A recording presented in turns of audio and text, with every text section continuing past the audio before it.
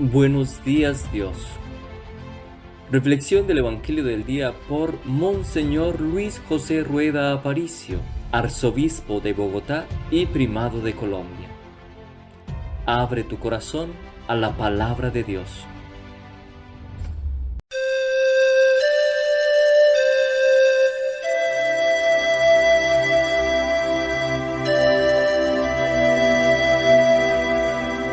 En el nombre del Padre, y del Hijo, y del Espíritu Santo. Amén. Señor, cuando florece un nuevo día en el jardín del tiempo, no dejes que la espina del pecado vierta en él su veneno. El trabajo del hombre rompe el surco en el campo moreno, en fruto de bondad y de justicia convierte sus deseos. Alivia sus dolores con la hartura de tu propio alimento, y que vuelvan al fuego de tu casa, cansados y contentos. Amén. Lectura de la primera carta del apóstol San Pablo a los Tesalonicenses, capítulo 4. Hermanos, no queremos que ignoren la suerte de los difuntos, para que no se aflijan como los hombres sin esperanza.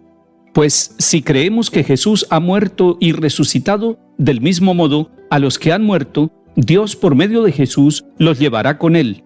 Esto es lo que les decimos como palabra del Señor. Nosotros, los que vivimos y quedamos para cuando venga el Señor, no aventajaremos a los difuntos, pues Él mismo, el Señor, cuando se dé la orden, a la voz del arcángel y al son de la trompeta divina, descenderá del cielo, y los muertos en Cristo resucitarán en primer lugar. Después nosotros, los que aún vivimos, seremos arrebatados con ellos en la nube, al encuentro del Señor en el aire, y así estaremos siempre con el Señor. Consuélense, pues, mutuamente con estas palabras. Palabra de Dios. Te alabamos, Señor. San Pablo en esta carta está enseñando a la comunidad de Tesalónica sobre un tema fundamental, el tema de la muerte. Si hay un tema que cuestione nuestra vida, que ponga interrogantes, que nos haga preguntas sobre lo que nosotros pensamos y sobre lo que piensan los demás, es el tema de la muerte.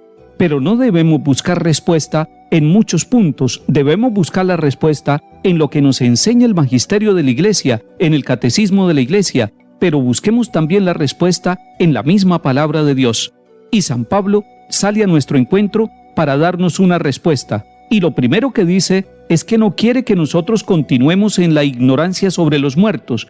Está hablando de una ignorancia que tienen muchas personas sobre los difuntos, sobre los familiares. ¿Qué pasará con ellos? ¿A dónde van los muertos? ¿De qué se trata el final de nuestra vida?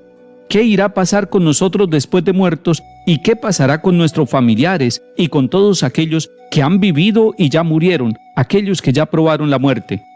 Tenemos que mirar al Señor y tenemos que mirar la palabra que San Pablo nos da.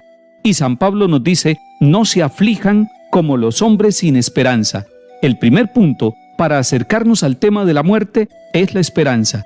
Sin esperanza nosotros diríamos, la muerte es el final. Sin esperanza nosotros diríamos, la muerte es un fracaso. Sin esperanza nosotros diríamos, no hay respuesta dada para la muerte.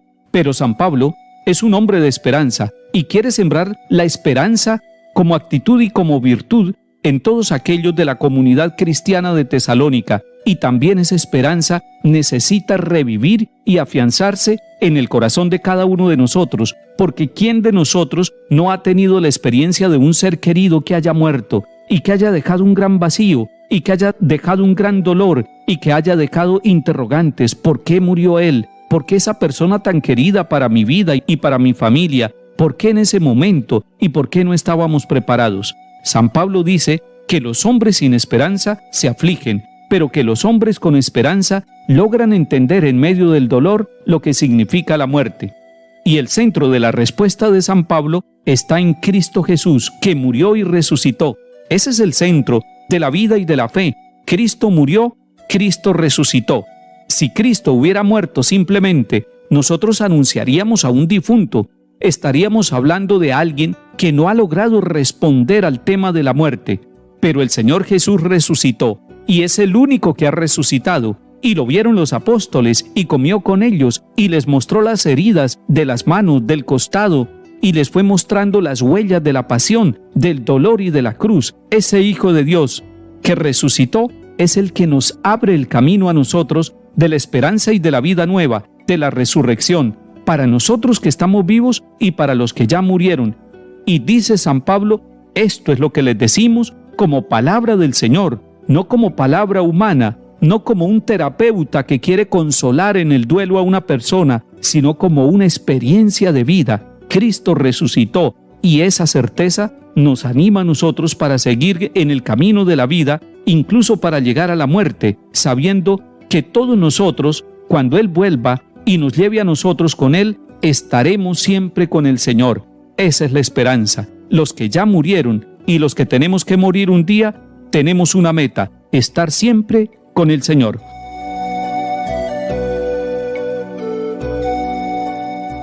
Salmo 95. Canten al Señor un cántico nuevo, cante al Señor toda la tierra, cuenten a los pueblos su gloria, sus maravillas a todas las naciones, porque es grande el Señor y muy digno de alabanza, más temible que todos los dioses, pues los dioses de los gentiles son apariencia, mientras que el Señor ha hecho el cielo. Alégrese el cielo, goce la tierra, retumbe el mar y cuanto lo llena, vitoreen los campos y cuanto hay en ellos. Aclamen los árboles del bosque, delante del Señor que ya llega a regir la tierra, regirá el orbe con justicia y los pueblos con fidelidad.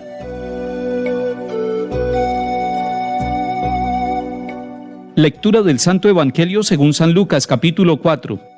En aquel tiempo fue Jesús a Nazaret, donde se había criado. Entró en la sinagoga como era su costumbre los sábados, y se puso en pie para hacer la lectura. Le entregaron el libro del profeta Isaías, y desenrollándolo, encontró el pasaje donde estaba escrito: El Espíritu del Señor está sobre mí, porque Él me ha ungido, me ha enviado para anunciar el Evangelio a los pobres, para anunciar a los cautivos la libertad y a los ciegos la vista, para dar libertad a los oprimidos, para anunciar el año de gracia del Señor. Y enrollando el libro, lo devolvió al que le ayudaba y se sentó. Toda la sinagoga tenía los ojos fijos en él, y él se puso a decirles: hoy se cumple esta escritura que acaban de oír. Y todos le expresaban su aprobación y se admiraban de las palabras de gracia que salían de sus labios. Y decían: ¿no es este el hijo de José? Y Jesús les dijo: sin duda me recitarán aquel refrán: médico, cúrate a ti mismo. Haz también aquí en tu tierra lo que hemos oído que has hecho en Cafarnaún. Y añadió: les aseguro que ningún profeta es bien mirado en su tierra.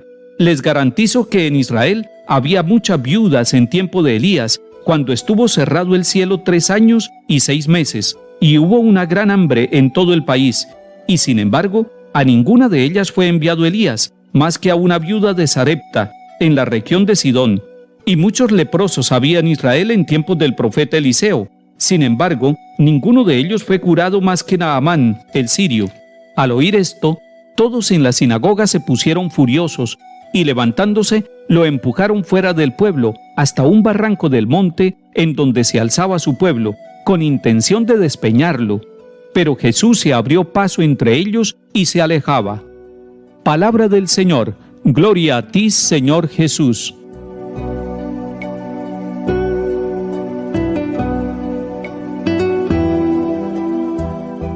Es hermoso ver al Señor en su propia tierra, en la tierra donde fue criado, en Nazaret, y precisamente en la sinagoga un sábado.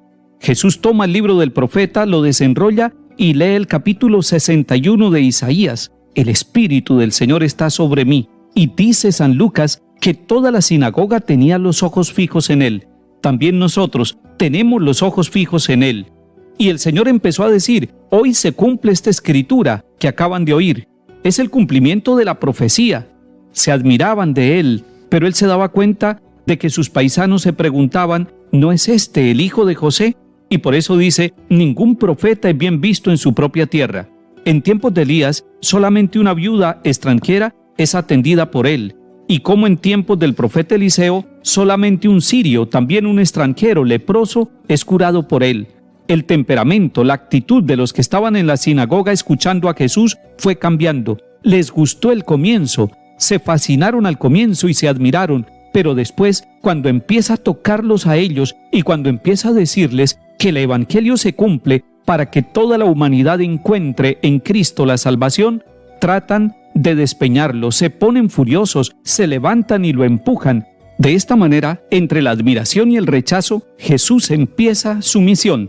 Todos los días de semana estaremos leyendo a Lucas y haremos un seguimiento de cómo esta misión que Jesús comienza allá en la sinagoga de Nazaret también nos va a tocar a nosotros en nuestra vida. Que el Señor nos bendiga y acompañe, en el nombre del Padre, y del Hijo, y del Espíritu Santo. Amén.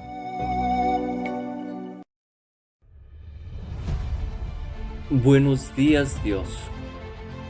Reflexión del Evangelio del día por Monseñor Luis José Rueda Aparicio, arzobispo de Bogotá y primado de Colombia. Abre tu corazón a la palabra de Dios.